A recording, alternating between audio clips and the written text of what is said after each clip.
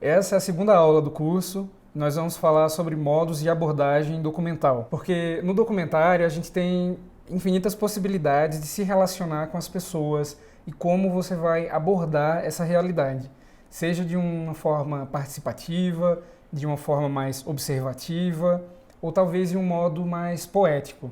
Então, agora a gente vai entender como essas formas distintas de abordagem se dividem e quais são as suas principais características. Para esta segunda aula, nós temos aqui como referência bibliográfica o livro Introdução ao Documentário, de Bill Nichols. É como se fosse a Bíblia do documentário. Eu acho que é importante vocês beberem um pouco nessa fonte.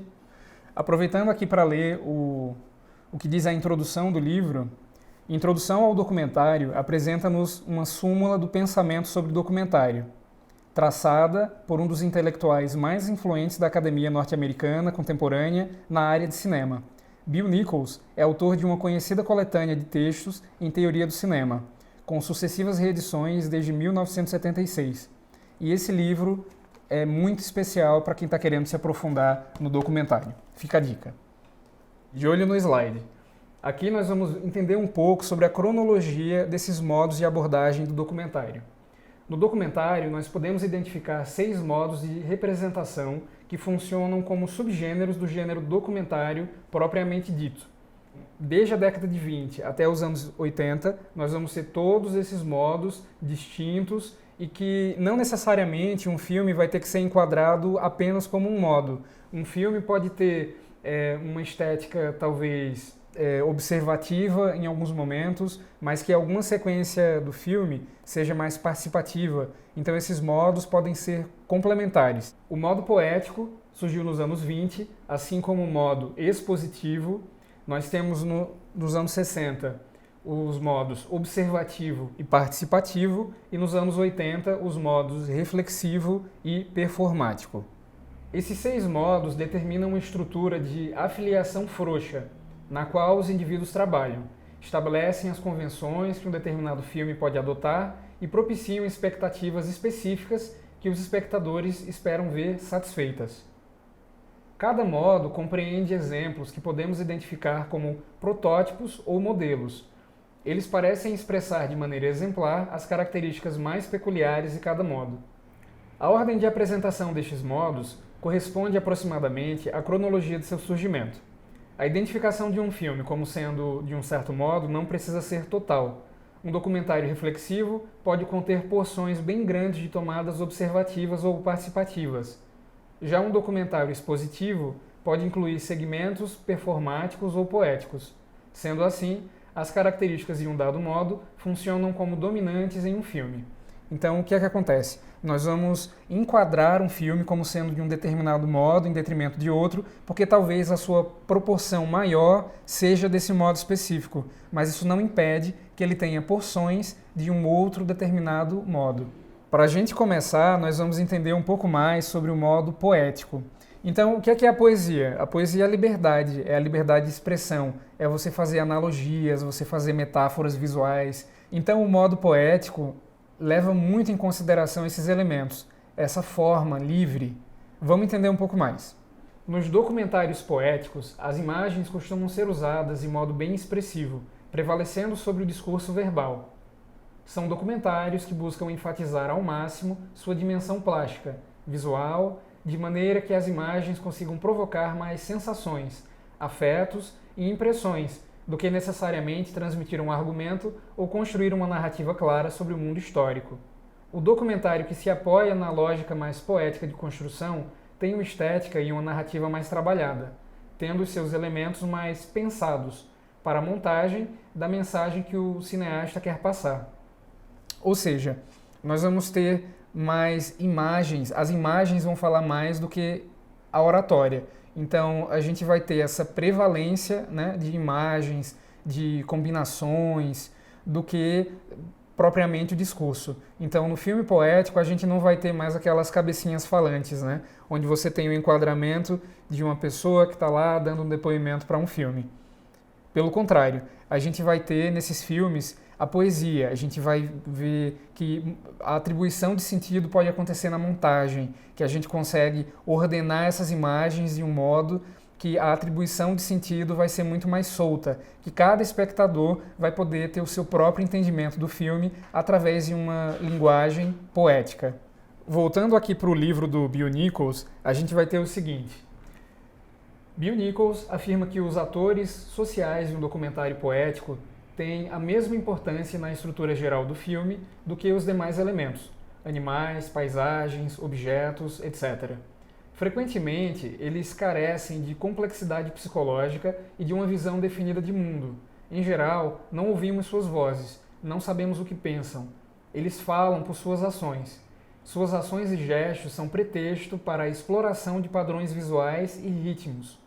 Uma comparação, o modo poético seria uma forma de cinema experimental, tendo trilha sonora dedicada, imagens tratadas para a composição da história, ritmos variados dentro da narrativa e enquadramentos que não são tão comuns dentro desse tipo de produção. Acho que um dos principais exemplos desse tipo de filme mais poético é o clássico Um Homem com uma Câmera. Na primeira aula eu citei um pouco sobre esse filme, falando sobre a construção da montagem do Dziga Vertov, e ele é um grande exemplo desse modo de abordagem mais poética. Por quê?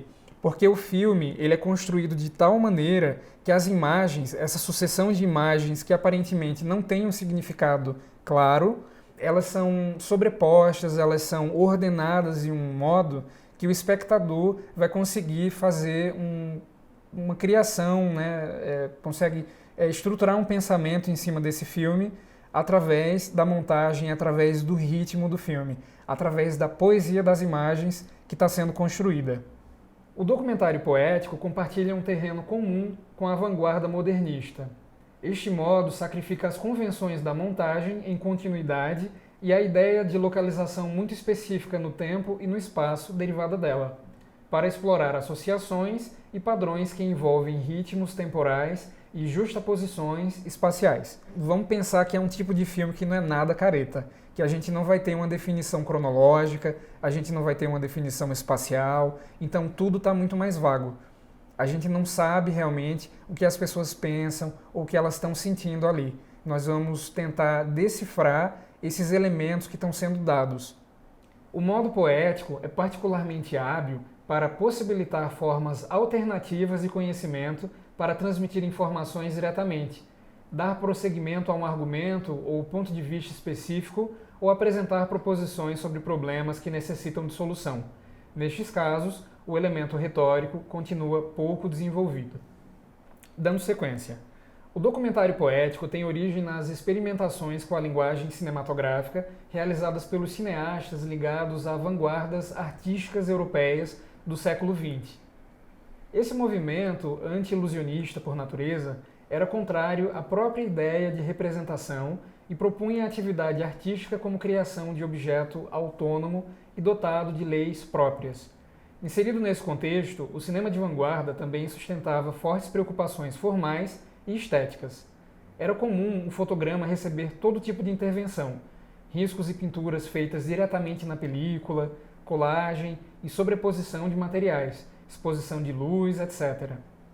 Variações na montagem garantiam um ritmo visual que os cineastas almejavam.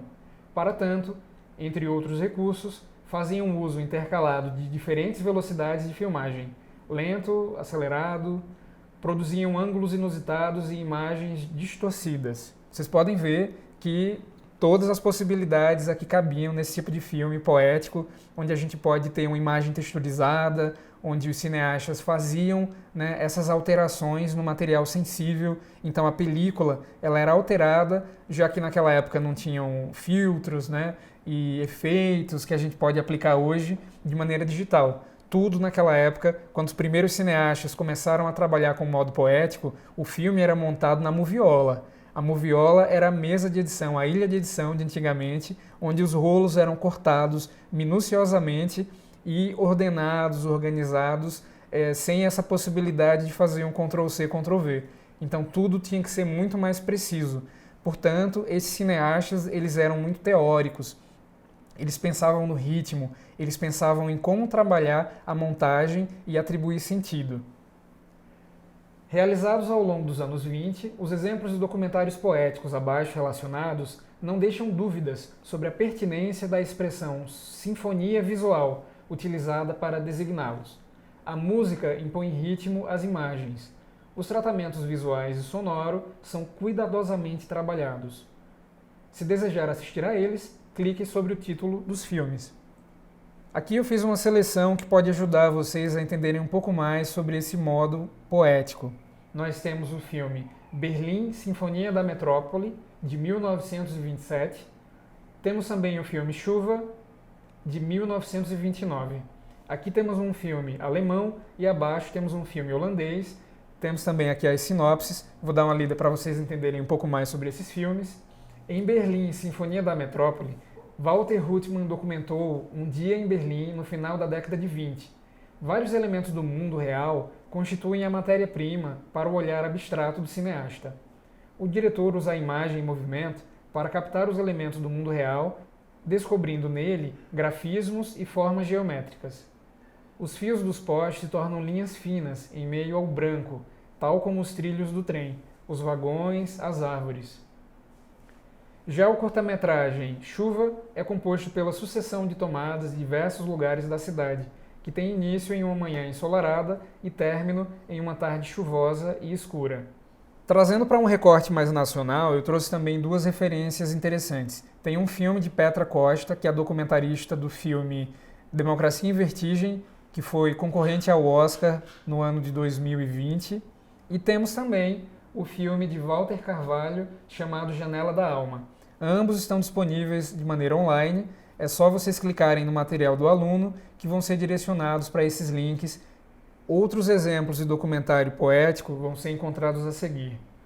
O filme Cara de Carvão, Coal Face, de 1935, de Alberto Cavalcanti, que é um documentarista. Foi um cineasta, né? Ele fez ficção, fez documentário, ele era brasileiro e teve uma carreira muito interessante na Inglaterra. Muita gente não conhece a carreira de Alberto, ele teve uma carreira brilhante. Eu pude conhecer um pouco mais a carreira dele através de Fernando Monteiro, que é um pernambucano, cineasta, com quem eu já pude colaborar, e Fernando sempre falou de Alberto Cavalcanti com muito carinho. Então, para vocês também fica essa referência de conhecerem um pouco mais sobre esse cineasta, que está um tanto quanto esquecido, mas que foi sempre muito renomado, especialmente fora do Brasil. Temos ainda o Fata Morgana, de 1971, de Werner Herzog, Tongues United, de 1989, do Marlon Higgs. Temos aí um filme de 2005, do Gustav Deutsch, e o filme Life Out of Balance, de 1982. Todas essas são referências interessantes de filmes poéticos para que a gente possa aumentar o nosso repertório. Mas vamos lá! Agora é hora de falar sobre o modo expositivo. Enquanto o modo poético prezava tanto pela imagem e deixava a linguagem verbal um tanto quanto de lado, a gente vai ver que no modo expositivo a argumentação ganha muito espaço. Já no modo expositivo, também segundo Nichols, enfatiza o comentário verbal e uma linguagem argumentativa. Este tipo de documentário é um dos mais comumente encontrados no mercado audiovisual. Trata-se de qualquer documentário que retrate algum acontecimento, enfatizando fatos e argumentos para aquilo que o filme está narrando. A pesquisa é uma marca muito forte deste tipo de documentário, já que a argumentação é o ponto forte do filme. Uma pesquisa que, aliás, abrange todos os lados da história apresentada. O modo expositivo costuma se dirigir ao espectador diretamente, seja com legendas ou vozes que propõem uma perspectiva, expõem um argumento ou recontam uma história. Como é que a gente faz uma argumentação? É apresentando fatos, é trazendo pontos de vista, é defendendo uma história. Nesse tipo de filme, você pode mostrar vários lados da moeda, mas você sempre vai ter uma linha que está sendo defendida. E nós temos diversos exemplos de filmes que comprovam este tipo de trabalho mais argumentativo na construção da narrativa fílmica, e eu vou chegar a alguns exemplos logo mais. Os documentários expositivos dependem muito de uma lógica informativa transmitida verbalmente. Numa inversão da ênfase tradicional do cinema, as imagens desempenham um papel secundário. Vejam que curioso. Elas ilustram, esclarecem, evocam ou contrapõem o que é dito. O comentário é apresentado geralmente como distinto das imagens no mundo histórico que o acompanham. Ele serve para organizar nossa atenção e enfatiza alguns dos muitos significados e interpretações de um fotograma. Portanto, presume-se que o comentário seja de ordem superior à das imagens que o acompanham. O modo expositivo enfatiza a impressão da objetividade e argumento bem embasado. O comentário, com voice-over, parece literalmente acima da disputa. Ele tem a capacidade de julgar ações no mundo histórico sem se envolver nelas. O tom oficial do narrador profissional empenha-se em construir a sensação de credibilidade, usando características como distância, neutralidade, indiferença e onisciência. Todo esse tom oficial que é dado através da voice-over de um locutor ou de legendas parecem estar acima da verdade.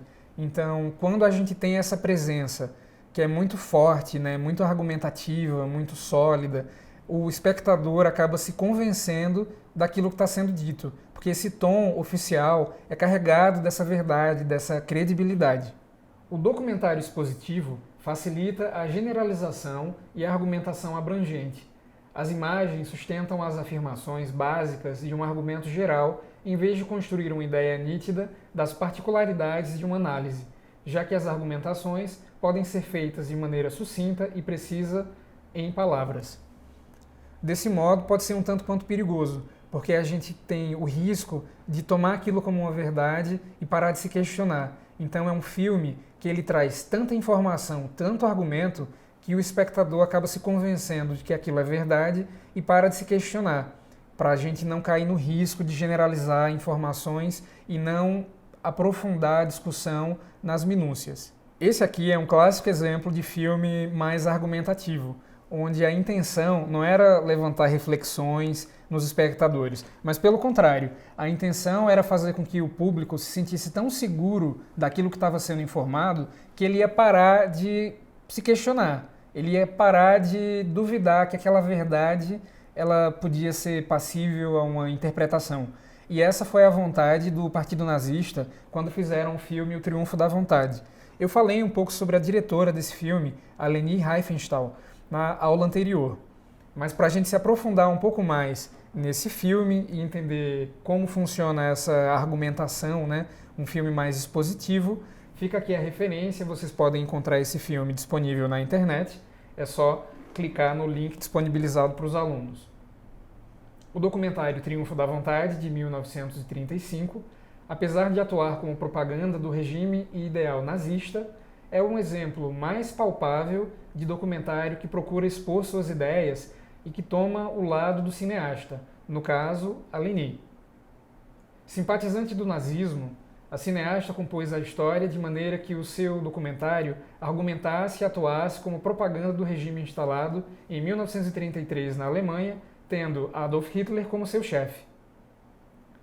As técnicas que ela usou como propaganda são, inclusive, usadas até hoje, ainda que esse seja um tema polêmico e delicado de ser tratado. Vocês vão encontrar uma série de exemplos de filmes expositivos. Aqui nós temos exemplos de filmes de 1936, 1957, 1974, inclusive o filme A Marcha dos Pinguins, de 2005. Eu tive a honra de conhecer o roteirista desse filme, é um francês que esteve no Recife para participar de um fórum do Festival Internacional de Cinema Infantil. Foi muito interessante entender como que essa construção se deu, como ele pensou em construir a narrativa de uma forma tão única, onde os próprios pinguins meio que são humanizados e eles pensam, a gente entende, a gente está dentro da cabeça dos pinguins através dessa locução que foi pensada e roteirizada nesse filme, e é um exemplo muito interessante de documentário expositivo. Vamos agora seguir para os filmes observativos. Os próprios títulos desses modos de abordagem já são muito autoexplicativos. Um filme observativo requer o pressuposto da observação. Então é um momento onde o cineasta, onde esse olho da câmera, ele não participa, ele não se envolve, mas ele observa o que está vendo diante da câmera. Antes da revolução tecnológica dos anos 50 e 60, as câmeras eram pesadas e não havia possibilidade de captar diretamente o som. Restava aos documentários usar sonoplastia, dublar depoimentos ou usar voice-over. Quando as câmeras se tornaram mais leves e passaram a poder captar o som ambiente, surgiram novas formas de representação do mundo. Uma delas foi o chamado cinema direto, nascido nos Estados Unidos. É com o cinema direto americano que passa a existir o modo de representação do mundo do tipo observacional, que lança um olhar demorado para o seu objeto, procurando suas reações naturais. O modo observacional renuncia a qualquer forma de controle sobre os eventos que registra. O filme seria, assim, o espelho vivo da realidade. O que é que isso pressupõe? Que o cineasta ele apenas observa, que ele não interfere, que essa realidade está ali e vai ser diretamente comunicada ao espectador. E as reações são muito importantes. Eu gosto muito desse tipo de material mais observacional, porque eu acho que ações falam muito mais do que palavras. Então, em determinados filmes, a gente vê uma reação que esboça um sentimento, uma preocupação, uma raiva, uma inquietação. É muito comum a gente ver filmes onde o espectador confere aquele close, aquele detalhe das mãos de alguém e as mãos são inquietas quando a pessoa está dando um depoimento. E isso daí mostra que a pessoa não está à vontade, que ela está desconfortável. E isso pode falar muito sobre o que ela está pensando. Então, num filme observacional, a gente vai ter esse cuidado de observar, de registrar aquele movimento, aquela ação que vai contar muito no final das contas para o espectador. Tal cinema desenvolveu métodos próprios de filmagem e montagem, não intervenção do diretor na cena, equipe de filmagem reduzida, manter os equipamentos invisíveis, não haver preparação prévia para as gravações, não acrescentar nada à imagem e ao som originais captados na locação, dar destaque para o plano sequência e a montagem continuada para evitar ou tornar invisíveis os cortes, de modo que a ação passe naturalidade ao espectador. Todos esses recursos objetivam criar a impressão de que a realidade conta a si própria. Os documentários observacionais buscam dar uma ideia de duração real dos acontecimentos, ao contrário do ritmo dramático dos filmes de ficção tradicionais e da montagem acelerada da televisão e dos videoclipes. Vamos prestar atenção aqui nessas regras todas. Não intervenção do diretor na cena, equipe reduzida, você não vai mostrar os equipamentos. Por exemplo, aqui do lado eu tenho um microfone boom, eu tenho várias câmeras, eu tenho o diretor que está aqui comigo conduzindo a aula, e nada disso vocês estão vendo. Então, num filme nesse modo específico, a gente vai ver uma situação parecida, onde as câmeras não são percebidas, onde os equipamentos estão colocados de tal maneira que eles não roubam a atenção do espectador. E outro ponto interessante é que essa duração do filme, ela se estende aos planos, essa planificação mais longa, onde um plano não vai ter cortes que vão dar um determinado ritmo, mas que esses planos podem ser mais longos, que a história vai se desenrolando com mais naturalidade, mas que naturalmente vai exigir mais do espectador, mais paciência, digamos assim, para entender esse ritmo mais lento da narrativa. O modo observacional propõe uma série de considerações éticas sobre o ato de olhar e observar os outros. Até que ponto esse olhar pode ser invasivo? O olhar observacional é voyeurístico? Diante da presença de uma câmera, as pessoas filmadas conseguem agir naturalmente ou estão sempre simulando um comportamento ideal? Embora o cineasta deseje ser invisível e não participante, há ocasiões em que ele deve intervir, por exemplo, para evitar uma morte. Abaixo está o documentário Justiça, é um filme de 2004, de Maria Augusta Ramos, em que ela mostra os bastidores de várias instâncias do sistema penal brasileiro no Rio de Janeiro. Réus, juízes, defensores e desembargadores são as personagens. Assista esse recorte do filme e leia a análise. O senhor foi denunciado pelo promotor de justiça porque no dia 11 de fevereiro de 2003, por volta das 20 horas, na rua Bartolomeu de Gusmão, no bairro de São Cristóvão, o denunciado, livre e consciente, conduzia o automóvel GM Corsa placa LOB 7031, de propriedade de Vera Lúcia Medeiros, que fora produto de roubo em 9 de fevereiro de 2003, sabendo o increpado de tal circunstância. A Maria Augusta Ramos é uma documentarista incrível, vocês precisam conhecer o trabalho dela. Esse filme Justiça é uma ótima referência e também o filme Juízo. Juízo acompanha a trajetória de jovens com menos de 18 anos de idade diante da lei. Meninas e meninos pobres entre o instante da prisão e do julgamento por roubo, tráfico, homicídio. Como a identificação de jovens infratores é vedada por lei, no filme eles são representados por jovens não infratores que vivem em condições sociais similares. O filme está disponível para ser analisado por vocês e para que vocês se aprofundem mais nesse modo de abordagem documental. Além disso, temos todos esses exemplos de filmes observacionais que estão disponíveis para serem conferidos online.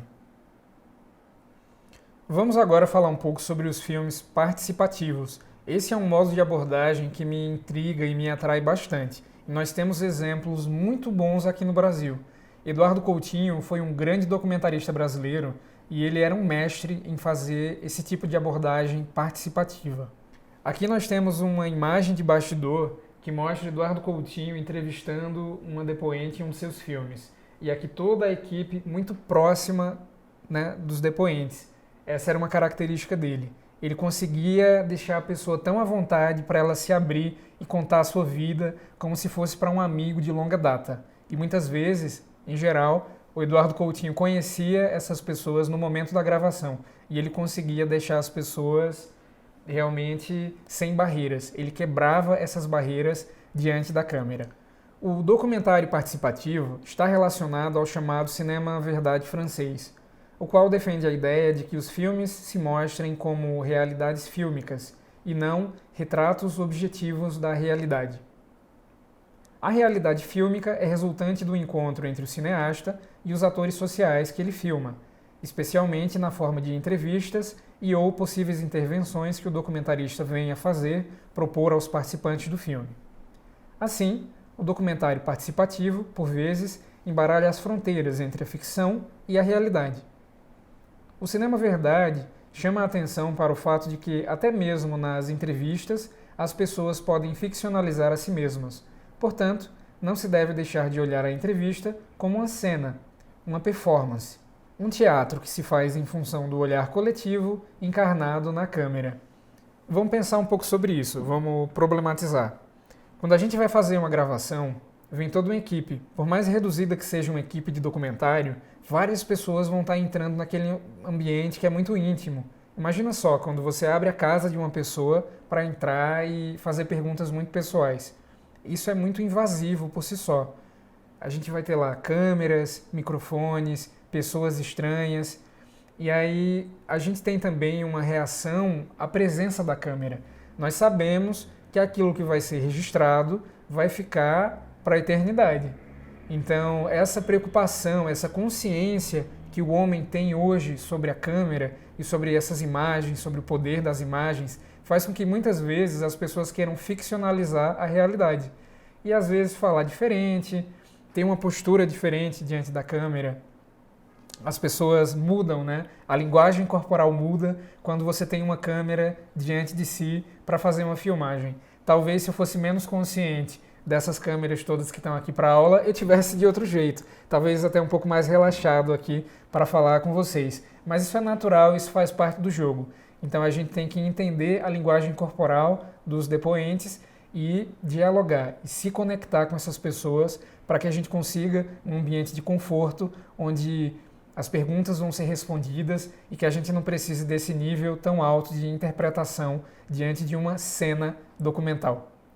O documentário participativo busca mostrar que a verdade de uma entrevista é a verdade do encontro entre quem filma e quem é filmado.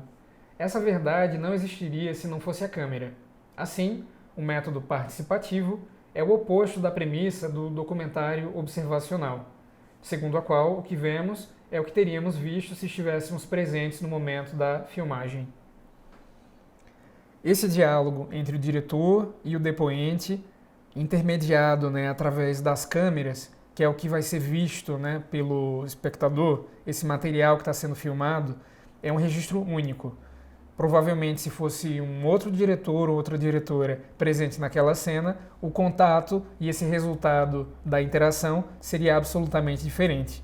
Em Eu, um Negro, de 1958, o cineasta Jean Rouch filma jovens nigerianos que chegaram à Costa do Marfim em busca de trabalho. Como na época da realização do filme não havia recursos técnicos para captar o som direto, depois das filmagens, Rouch convidou os participantes para dublarem a si mesmos, sugerindo que eles recriassem as situações em que se deixaram filmar, interpretando figuras que gostariam de ser. Um dos protagonistas se autodenomina Edward Robinson, em homenagem ao ator americano. Seus amigos também escolhem pseudônimos. Com essa proposta, Rouch subverte o paradigma de que a voice-over, típica do modo expositivo de representação, não se prestava à subjetividade dos criadores. Isso eu acho incrível.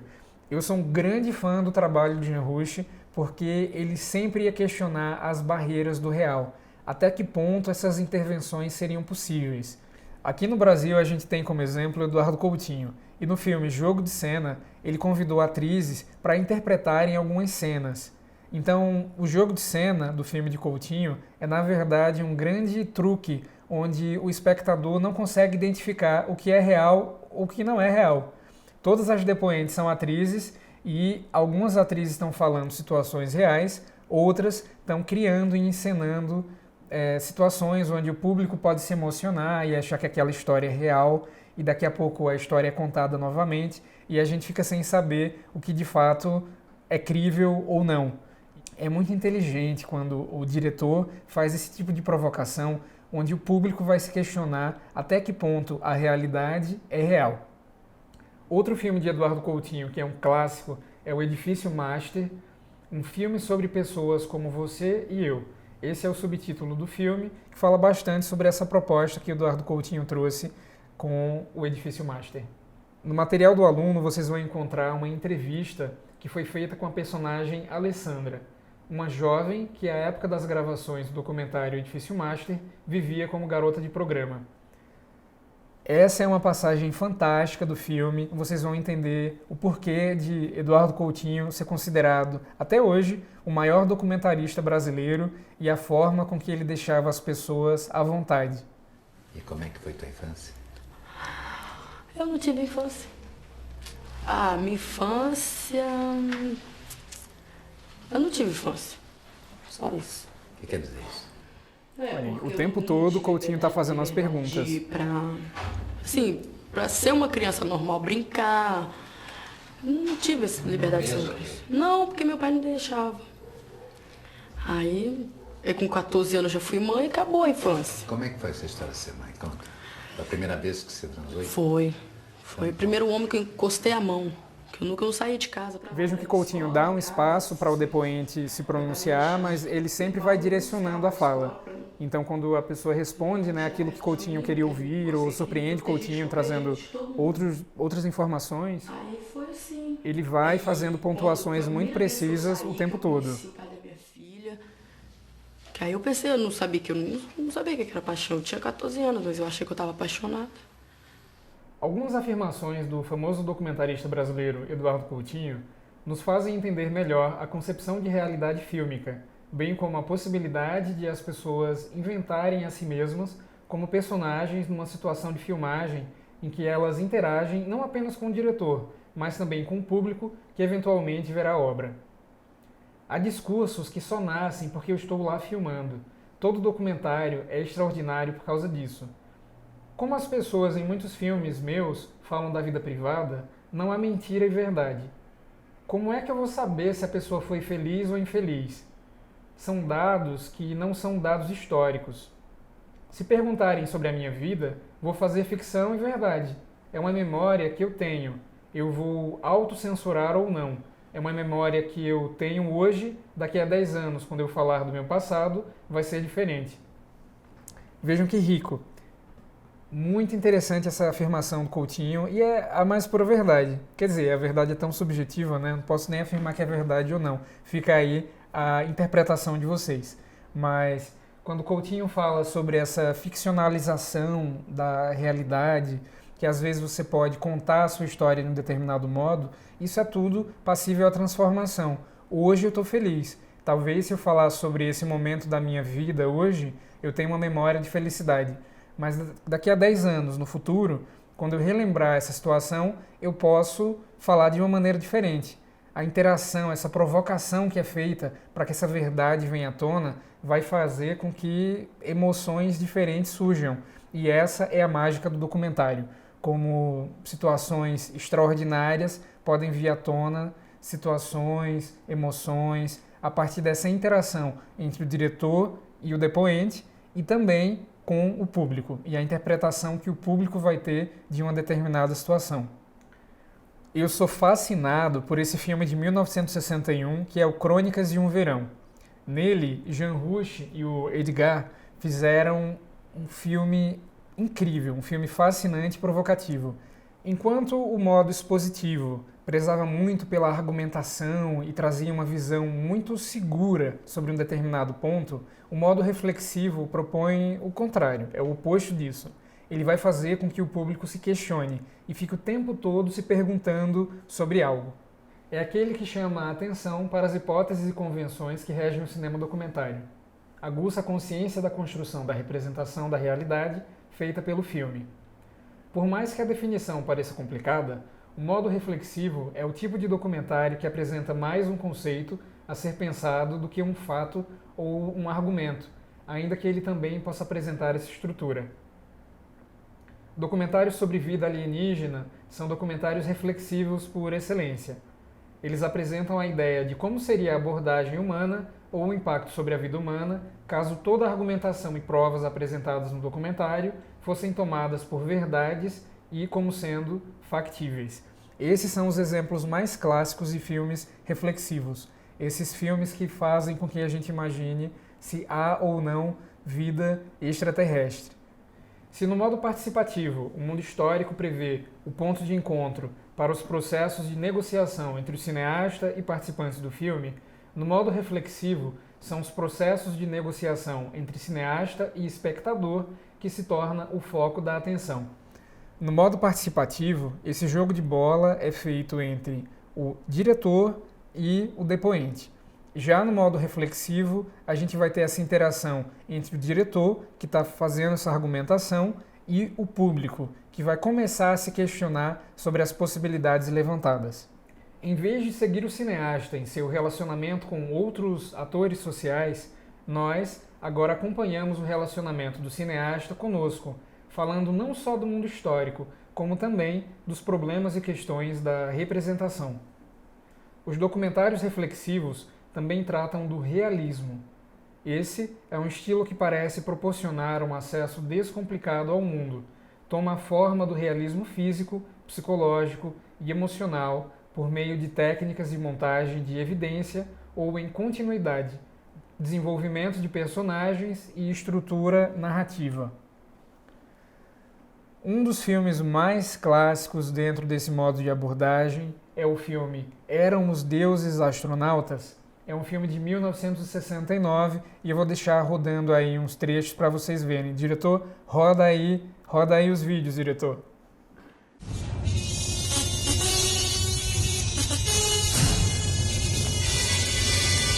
Os Colossos de Memnon. 3.500 anos. 21 metros de altura, esculpidos em uma só rocha. Cada um pesa 1.000 toneladas. Não se sabe como veio parar aqui. Sabemos atualmente da dificuldade que seria transportar tal monumento.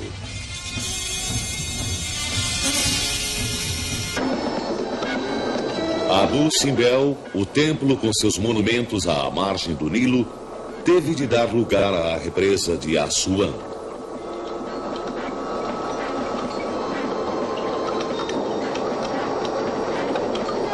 Três 3.100 anos após a construção deste templo, várias nações juntaram suas forças para cumprir essa tarefa. Máquinas sofisticadas, turbopressão, guindastes, tudo calculado para retalhá-lo em 300 mil pedaços. Durou 3 anos esse duro trabalho. Jamais a técnica moderna se viu diante de tal desafio. Eram os Deuses Astronautas, de 69, é um dos melhores exemplos desse tipo de documentário, ao apresentar seus fatos e argumentos para levantar o questionamento sobre a relação da mitologia antiga, de povos, a presença de astronautas em um tempo passado do planeta Terra. Esse filme, Eram os Deuses Astronautas, é um dos melhores exemplos de filmes mais reflexivos, justamente por abordar essas questões que envolvem um pensamento, né, sobre vida extraterrestre. E talvez até com a tecnologia de hoje fosse bastante difícil para um homem fazer uma obra de tamanha magnitude. Então, como é que elas foram feitas naquela época? Essas são reflexões que o filme provoca. Por fim, chegamos ao modo performático, e o próprio nome já traduz muito desse tipo de abordagem, performance. Então, o que seria a performance? O modo performático, para Nichols, enfatiza o aspecto subjetivo ou expressivo do engajamento do próprio cineasta com o seu tema e a receptividade do público a esse engajamento. Rejeita a ideia de objetividade em forma de evocações e afetos. Todos os filmes desse modo compartilham características com filmes experimentais, pessoais e de vanguarda, parecido com o poético, mas com uma ênfase vigorosa no impacto emocional e social para o público. Documentários que se utilizam do modo performático, ainda que tenham muitos itens em comum com o modo poético, têm muito mais proximidade de um filme de ficção. O documentário performático se utiliza muito menos do embasamento do que, de fato, de argumentos para o convencimento. Pode-se dizer que ele é, sim, a visão do cineasta sobre o molde do documentário. Vocês vão notar que tem muitas características parecidas com o modo poético, porque o modo poético tem um pouco disso, tem um pouco dessa subjetividade, da forma não linear de você contar algo, que não necessariamente é uma história. Seguindo a leitura, nós vamos ver que é um dos tipos menos comuns de documentário, uma vez que ele se aproxima muito da ficção. E é importante lembrar que o consenso do que difere essas duas pontas entre o documentário e a ficção é o uso de atores ou pessoas reais que vivem o tema. Ilha das Flores é um filme brasileiro de 1989, é um exemplo de documentário performático por apresentar esses elementos de quase ficção na construção de sua narrativa, ainda que tenha muito dos outros modos somados na montagem do curta. O documentário é um exemplo de formato que explora muito a exposição de uma parte ou da realidade como um todo. E essa é uma mensagem poderosíssima na construção de um filme com capacidade de comunicação tão única como o documentário. E para atingir esse meio, vale lembrar que você pode sempre misturar mais de um modo para construir o seu documentário, adaptando sempre aquilo que você quer evidenciar. Ilha das Flores, até hoje, é um dos documentários brasileiros mais assistidos. E essa forma de contar a história, onde tem atores que estão encenando, deixa as pessoas muito em dúvida. Peraí, isso é documentário ou não é documentário? Na verdade, esses questionamentos fazem muito parte desse tipo de filme mais performático, onde a atuação, onde esses limites, né, do que é possível eticamente ou não fazer em um documentário, todos esses limites são quebrados. Esses são alguns outros exemplos de filmes performáticos. Drifters, Noite e Neblina, A Linha Tênue da Morte e Tiros em Columbine, do Michael Moore, que é um dos documentaristas mais polêmicos de todos os tempos. Todas essas são referências muito boas. E somadas a todas essas referências, não deixem de ver o Ilha das Flores, que é um filme que é um marco, é um filme premiado de documentário dentro desse estilo, né, mais performático. E é um filme curtinho, rápido de ver, que vocês podem assistir agora, no finalzinho da aula. Todos esses exemplos são bons exemplos para vocês se aprofundarem mais nesse estilo que é menos comum do que os demais, mas que não deixa de ser tão importante para a linguagem documental. Nós chegamos ao fim desse momento teórico da aula de número 2, mas a aula ainda não acabou. Eu trouxe um convidado muito especial, que é um amigo, um colega de trabalho, O Aaron Litvin, ele é americano e hoje ele ensina uma cadeira de cinema brasileiro na Universidade de Harvard. O Aaron é documentarista, eu tive muito prazer em conhecê-lo e trabalhar com ele num filme que é uma coprodução internacional de 3 países. Este filme é um longa-metragem, coprodução Brasil, Estados Unidos e Japão. Aaron tirou um tempo para falar conosco sobre como foi o processo de realização do filme e todas essas regras de estilo, né, de abordagem que ele tinha para esse filme. Bom dia, ou boa tarde, boa noite, eu não sei, as coisas são imprevisíveis, né, hoje em dia. Vou falar sobre isso e outras coisas. Meu nome é Aaron Litvin, eu sou um dos diretores do filme One Day We Arrived in Japan, um dia chegamos no Japão, que é um documentário. Eu vou falar um pouco sobre o documentário e depois vou dar algumas dicas sobre como é ser cineasta, fazer filmes, fazer documentários.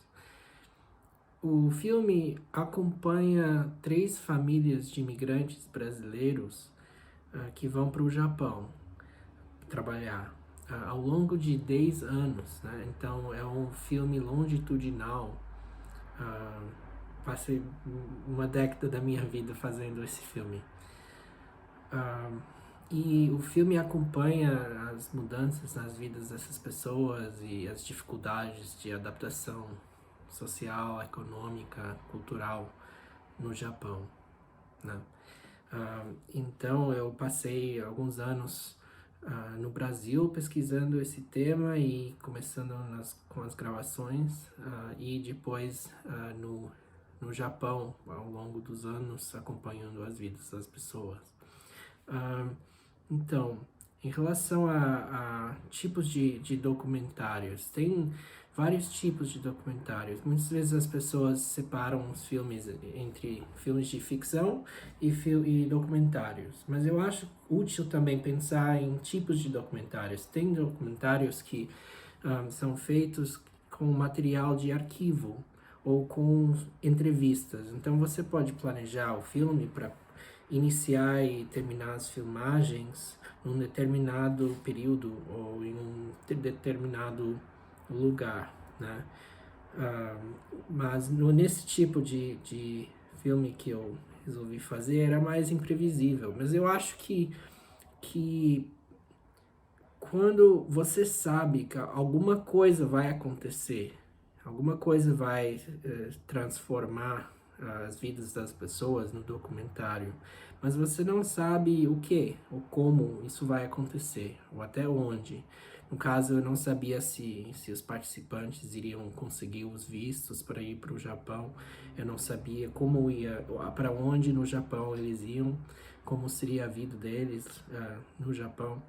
Então, eu tive que estar preparado para filmar, acompanhar essas pessoas.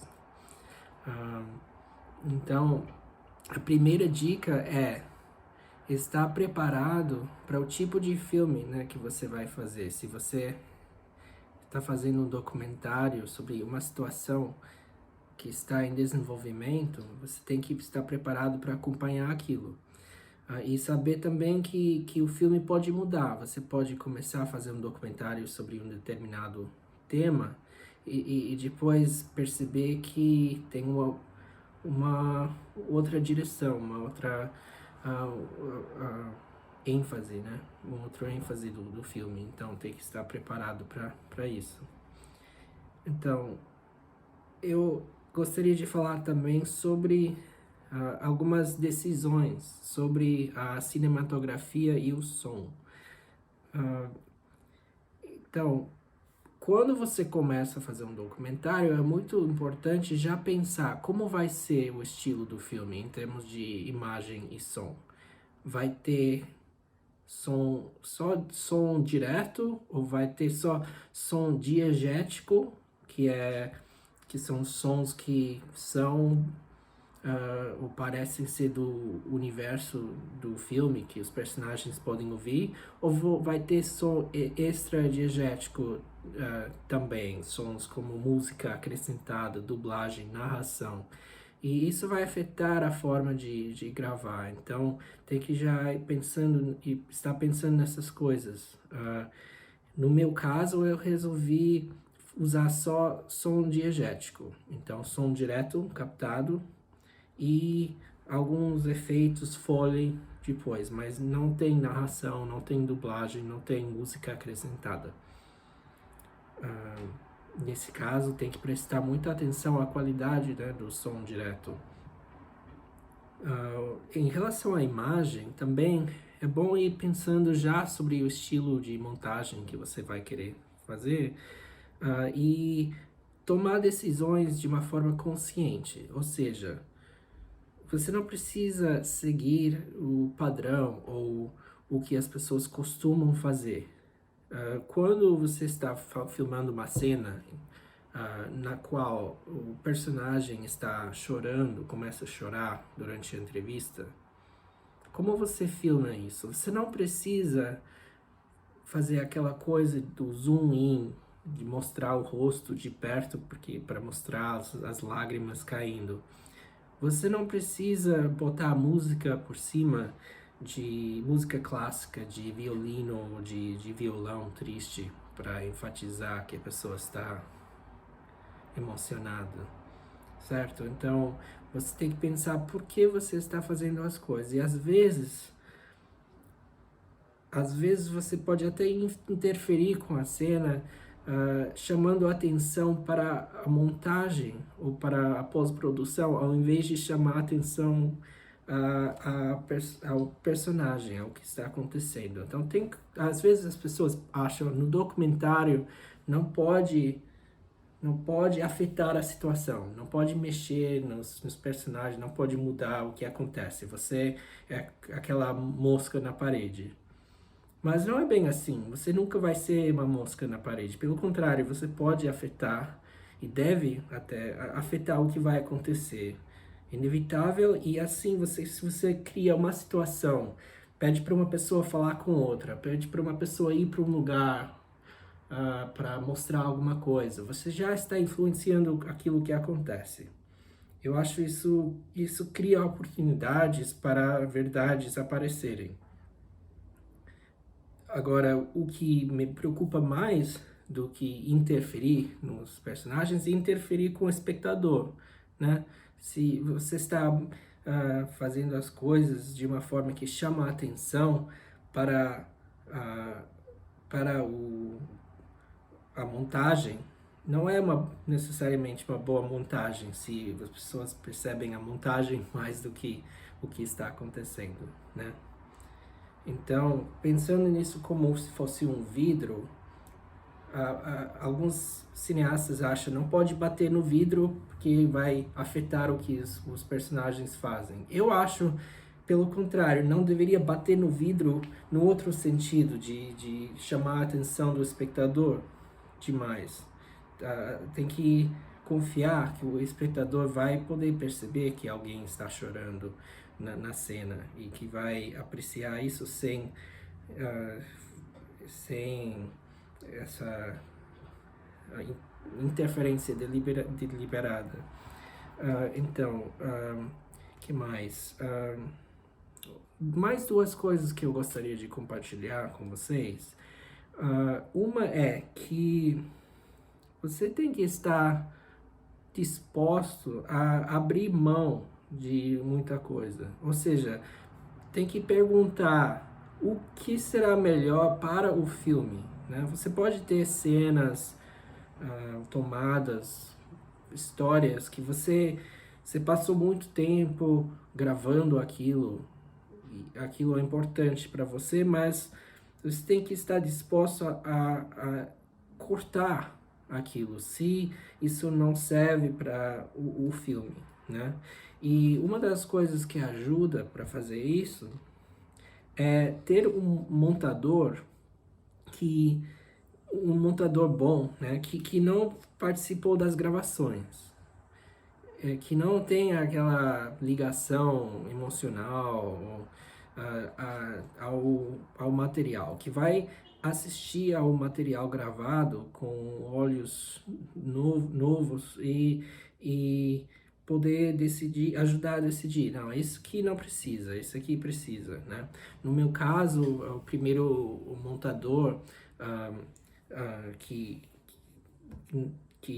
além dos diretores foi o Marlon Meirelles, que não participou das gravações, mas foi fundamental a perspectiva, né, e a habilidade do Marlon para ajudar a construir a história e construir o filme.